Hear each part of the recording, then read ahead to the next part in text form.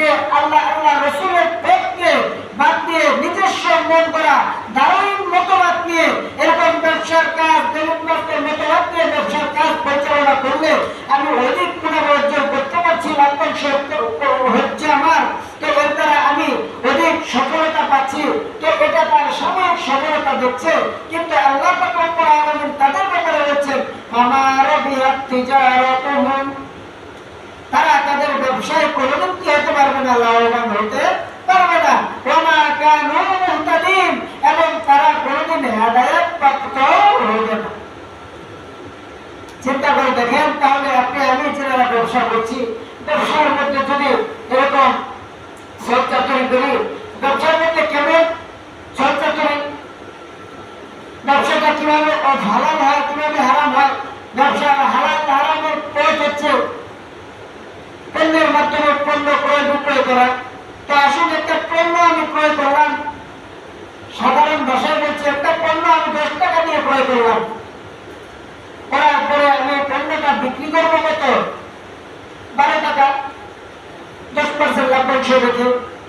তো 12 টাকা যদি বিক্রি করি, যদি আপনি সতর্কতা অবলম্বন করেন, যদি বলেন যে ভাই এটা আমার 10 টাকায় কিনা 12 টাকায় বিক্রি করবো, তুমি নিলে নেও, না নিলে নেই, পরিষ্কার যে ভাই 12 টাকায় বিক্রি করবো।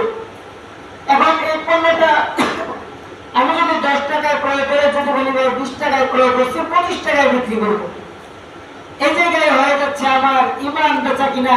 যে আমি সর্বপ্রথম আমি আমার জবান আল্লাহ পাক রব্বুল আলামিন বলেছেন ইন্নাল্লাহা আশতারা মিনাল মুমিনিনা আনফুসাহুম ওয়া আমওয়ালাহুম বিআন্না লাহুমুল জান্নাহ, আমি মুমিনের জান এবং মাল এই দুটোই ক্রয় করেছি জান্নাতের বিনিময়ে।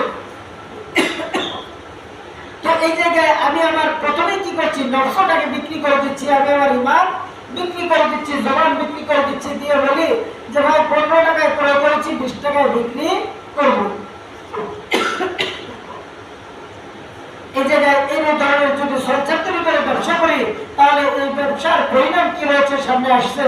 তারপরে আসেন, পণ্য আপনি কিনলেন 1000 গ্রাম, যারা হেদায়েতের বিনিময়ে ভ্রষ্টতাকে ক্রয় করেছে, তো এরকম ক্রয় করে তারা ব্যবসার কাজ পরিচালনা করছে, তো তারা এই ব্যবসার কাজ পরিচালনা করে তারা সাময়িকভাবে তারা যদি লাভবান হচ্ছে, লাভ্যাংশ দিচ্ছে, যে আল্লাহ আল্লাহ রসুলের পথকে বাদ দিয়ে নিজস্ব মন করা দারুণ মতবাদ নিয়ে এরকম ব্যবসার কাজ মতবাদ নিয়ে ব্যবসার কাজ পরিচালনা করলে আমি অধিক মুনাফা অর্জন করতে পারছি, লাভ্যাংশ হচ্ছে আমার, তো এর দ্বারা আমি অধিক সফলতা পাচ্ছি, তো এটা তার সাময়িক সফলতা দিচ্ছে।